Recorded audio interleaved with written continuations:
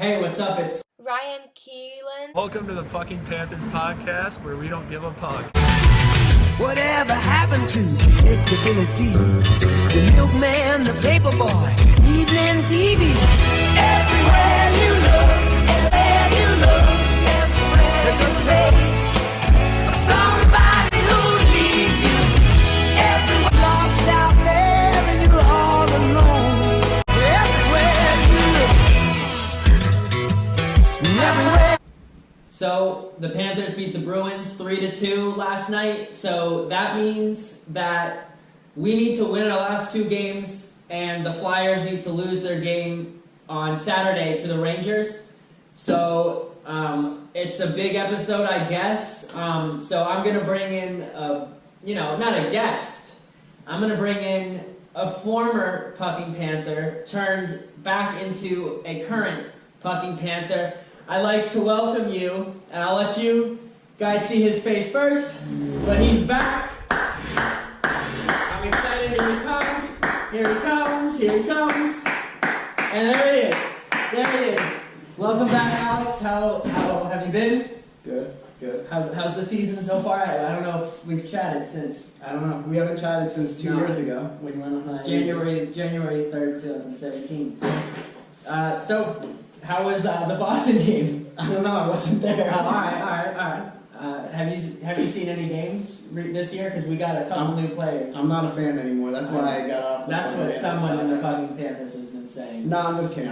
I'm a fan. I need to take all the slander off my name. I got a bunch of slander on my name the last couple of days. I don't know who's been saying. The Pucking Panthers podcast. I lost the password to the account. They kicked me off the account. They won't let me do any episodes, and they put out a poll, and I was voted the least driving force or something. I think I don't really know. I mean, the poll that someone spelled wrong. They're not here. Yeah, I mean, the leader.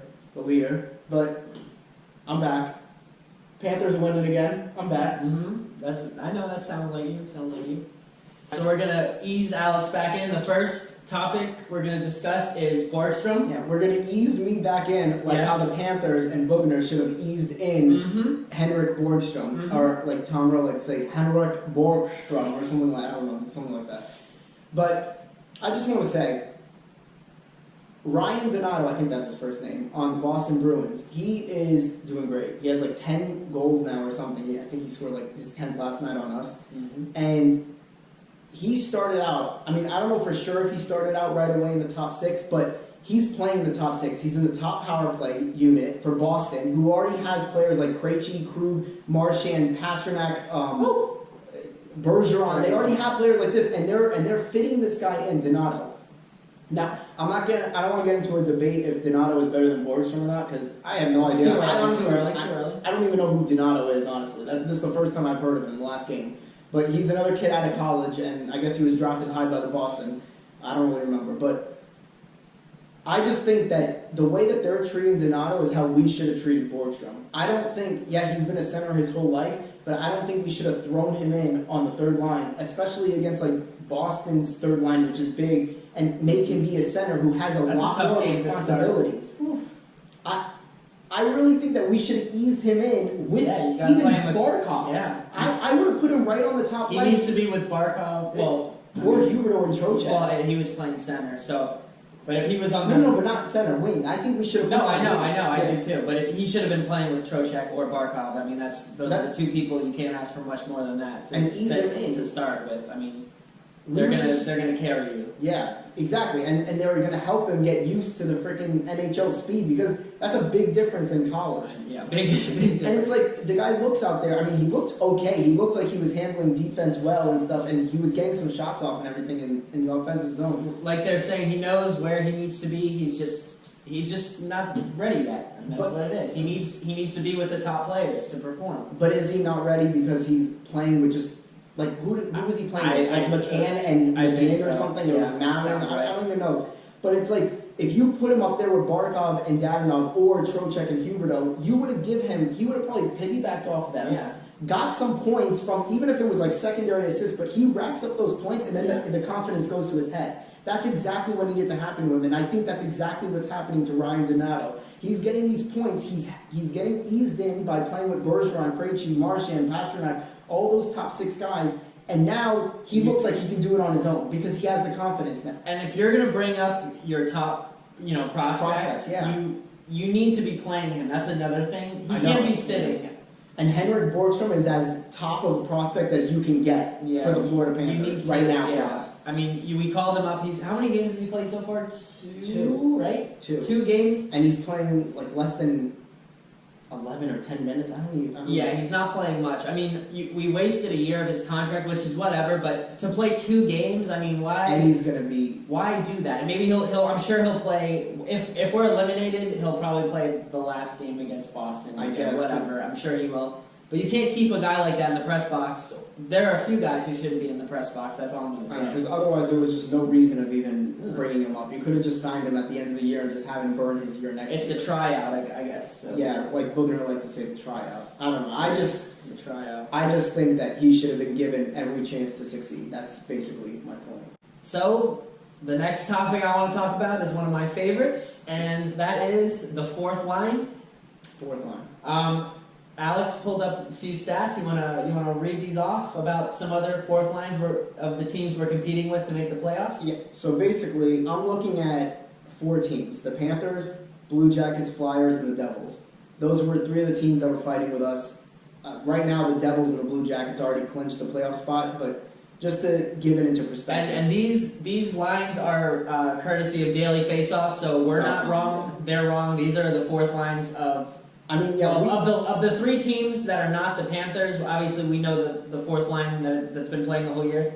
But as of the other 3 teams, that's from the last game they played. Yeah, so we don't know if this was the 4th line for these other teams the whole year, but it kind of seems like it probably was. So basically, we just want to put into perspective what kind of points these other teams are able to get from their 4th line, because honestly, there's plenty of people that like the way that Mackenzie and Haley play, and they think that's needed on a team. But I don't know. I think the NHL is evolving, it is. And every sport is evolving like that. Yeah, I think that we need a lot more speed. I mean, Mackenzie is fast, he is, but we need more production out of that line. I just want to. This is read the Devils first. So basically, the Devils. You have a 4th line of players, and again, this is from dailyfaceoff.com. This is the last updated roster. I don't know if it was for the whole year, but whatever. Miles Wood, Brian Boyle, and Brian Gibbons. Those were the 3 players. Their totals on the year so far, in, 80 games, I guess, are 22 points for Miles Wood, 23 points for Brian Boyle, and 26 points for Gibbons. 71 total points on their 4th line. Wow. That's 71 total points. That's a lot of production out of the 4th line. Wow. Okay. Now, you go to the Flyers. Now, the Flyers is kind of...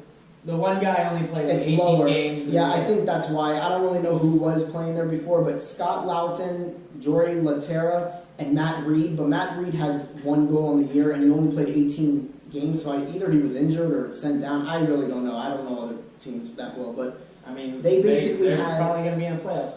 Yeah. Well, they had 29 maybe. points. 29 points on their 4th line, which is actually, when we say ours, it's worse than our 4th line. But that's counting the Matt Reed, whatever, only 1 goal in 18 games. Then you got the Blue Jackets, who have Matt Calvert with 24 points, Brandon Dubinsky with 15 points, which I thought Dubinsky was a lot better. Josh Anderson with 29 points, 61 points total. All right, now read ours. Then you have, on our team, you have Michael Haley with 9 points, 3 goals, 9 points. Mackenzie with 3 goals, 14 points. And I'm putting Sevier there, even though Mammon has been playing there the last 2 games or when they moved Sevier up. But Sevier has 22 points. That kind of ups that total up there. But I will give credit to the 4th line. For the most part last night, we're pretty good with Mammon. So next year, if we put Mammon and Sevier on that 4th line, I will not complain about a 4th line. Okay, if Mackenzie's gone, I will not complain about a 4th line, because You saw what Maman did with, he just brought energy to that Maman, line. he has energy, he has defense, he knows how to play. He's Yeah. good. I like him. He's a good I think he was a liner. steal I think we got him in the sixth round, or fourth round, or sixth round, something like that. Yeah, fourth is a steal. I don't know. I mean, if he's going to be playing on the fourth line and he's That's a contributing, steal. I yeah, know. sure. But basically, so our fourth line, 45 total points. So that's I just want to kind of put it into perspective. Like, I guarantee you that 71 points totals that the Devils had, the 61 points total that the Blue Jackets had, that extra, like, almost 20 points of production For sure. probably counts as about For 1, sure. 2, or 3 wins right there that For we are dying for right Yeah. now. You know what I If mean? we had We one are more, dying even one for it. more win, we'd be in a great spot. But now we have to I mean, hope you can't. I just don't think for a that loss, anyone. and then we need 2 wins. So Yeah. I don't think that anyone on your team that's playing a full season should have only 3 goals. yeah. I don't know. I think, I mean, a lot of these other teams, I'm looking at their fourth line players, and most of them have like over Near 10 goals, 10 or goals, more yeah. goals, or around there. Yeah. That's what you need out of your fourth line production. That's just what I think. I just think we need a little bit more production. Who would you want to center that line if it's Sevier and Maman? I would say McCann. McCann? Yeah. I want to basically next year, for this offseason, I want to bring in free agents, Yeah. hopefully, good like I mean, wingers, listen, and then basically move our lineup down. yeah. That's it. No, Because we have skill, and then if you move that skill downwards, that's scary. You know? If But we you have a can't see fourth your line, line. if that's Can our you fourth imagine that's our line, fourth that's gonna do way more damage than you would think it would. And And the then- line's they're gonna play more and maybe take 2 minutes of Barkov's ice time, which And Trocheck. and Trocheck's, and he needs that. They need that Yeah. because they're dying. It's just I would love that line honestly, and then, Yeah. Put in Tippett, That's maybe what I- Tippett up down there on the thirds Yeah. line, whatever. We can And work then on maybe that. that is a chance where you actually could put Borgstrom on that third line center Yeah. with Tippett Yeah. and with someone And give like him some skill. at least. Vitrano or something. Yeah. Vitrano has looked good Vitrano, since yeah. coming to Yeah, us. yeah. I think he's very fast. I think he's skilled. Like he's scoring with us. I mean, But I mean, then that looks like that's a playoff team. If you have that fourth line, and that's a playoff team right there. okay, so I want to say, so Sevier, 10 goals, 12 assists, 22 points. That's the kind of production that I think we want to see out of all of our players on the fourth Yeah, line. You sure. look at the Devils, all of them have around that point totals. That's what you want to see. That's going to give us that extra depth that we have been looking for 10 years now, depth on the 10. third and fourth line. I mean, you have one guy, Sevier, right there. You have Maman, he's not putting up that many Maybe points right now. 25 years we've been looking for that. I mean, Maman's not putting up that many points this year, but it's still his first year in the NHL, and he's playing great defensively and a lot of energy. And then the last thing I want to say on this matter, and then I think we can move on. People who are scared that they say like, oh, McKenzie is our bread and butter on the penalty kill. No, he's not. I know. No, he's He not. was a few years ago. McCann is just as worthy to be on the penalty kill. He's good defensively. Barkov plays on the penalty kill. Trocheck plays on the penalty kill. And also, Barkov and Trocheck don't have to play together. Right. They can be split up. You can have one on each penalty kill line, you know? And another thing about And Sevier. use of the bread and butter for McKenzie. So I'm going to talk about Haley again. This will lead us into what we're going to talk about next. Alexander Barkov got hurt last night. So the fans always tell me and tell everyone, oh, Michael Haley's in the lineup. He's going to fight them. They're not going to want to attack You our don't want players. that flag, your top defenseman Yeah, going in you don't attack. want- You want him doing that. So people are telling me that they're not going to hit our top players because Michael Haley's in the lineup. Well, guess what? Cave, what's his name? What's his first name? I don't know, want to he was say sent Matt. down. I don't He know, got Colin sent down Cave, today. Matt Matt Cave, Cave, whatever Cave.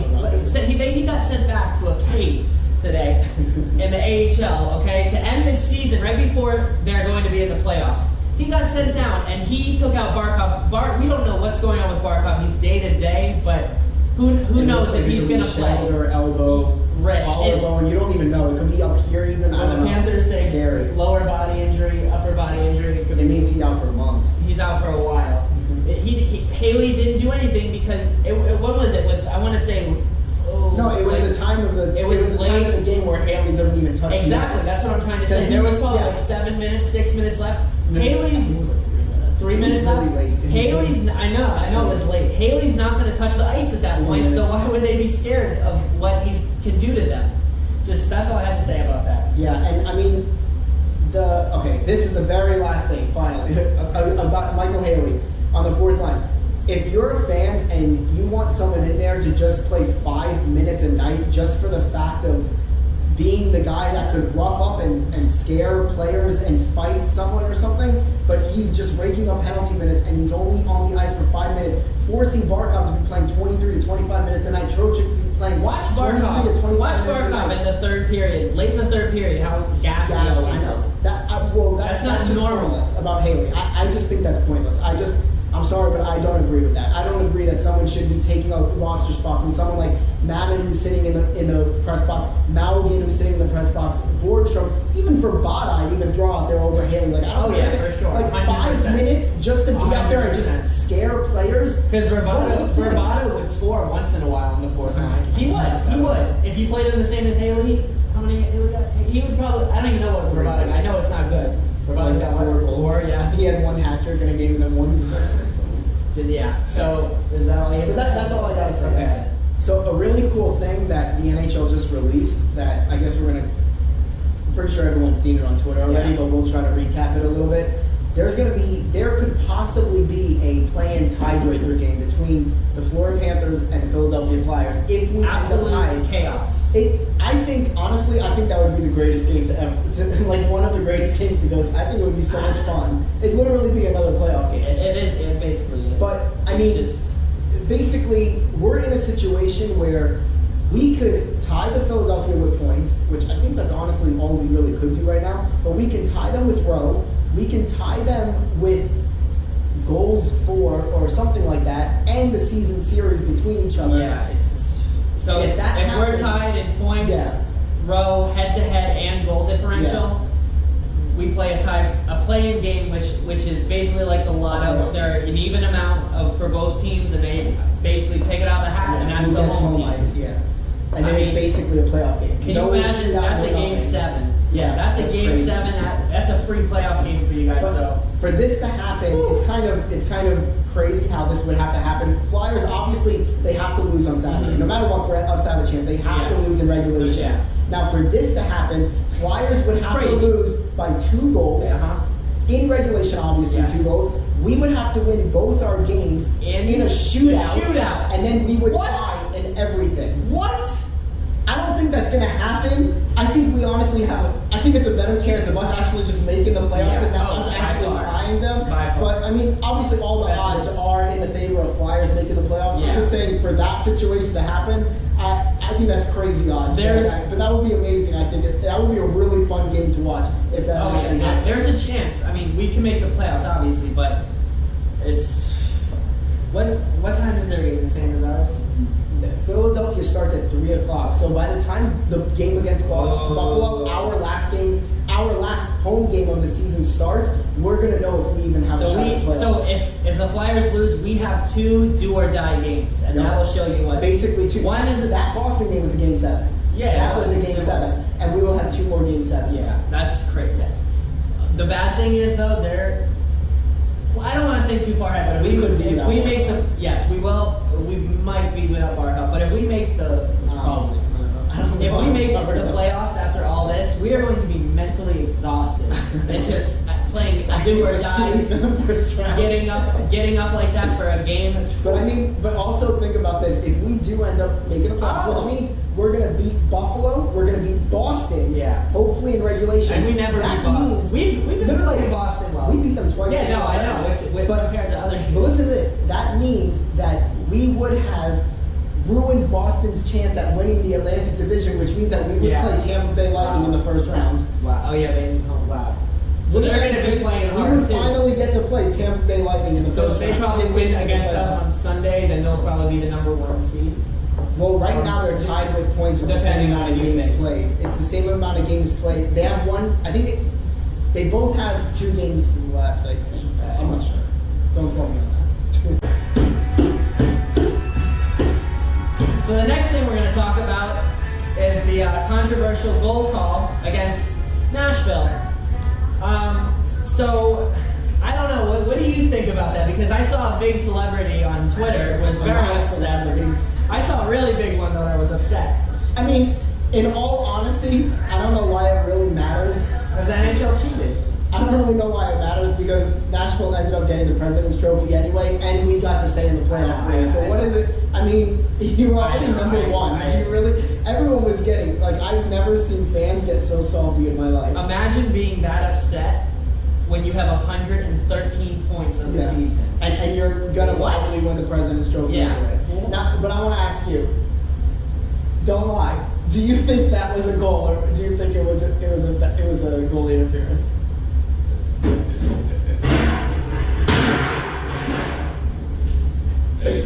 He's running.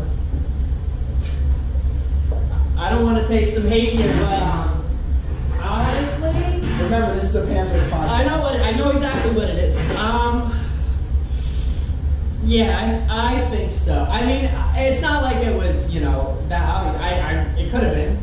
I mean, looked like it was. All I'm saying, I don't know. He definitely spun the long go around, but I think the puck was loose under his pads. When that shot went off and I was watching the game, I honestly looked at it and I knew it was going to happen. Yeah. I was literally watching it, I called it, and I said to myself, oh my God, they just scored. Yeah. Like, holy crap, this is actually because you've seen too many moments from the Panthers just blowing it late, Well, I was just season's past. No, I know. This season's been good, but in the future of however long you've been a fan, I know I've seen too many, and I've seen he starts screaming.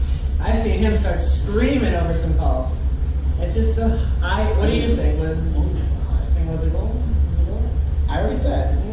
I think it could have gone either way. I don't know. I think he spun him around, but I think the puck was loose under his pad, so I think it would have squirted out anyway. Yeah. But whether it would have squirted out with enough time for them to put it in, if he didn't spin him around, I don't know. You be the judge of that. I don't know. You be the judge. Are we all wrapped up? That's all I say on that. Are we all wrapped up on this? All right, so welcome back to Alex and from the Pucking Panthers podcast. Hopefully we don't get eliminated and I quit. Yeah, he might get upset. I'm really mad. I'm Ryan Keelan. I'm Alex Lisa. And we'll see you after Sunday against the Bruins. I hope we win. Please, please, please. See you guys later. This would be a miracle.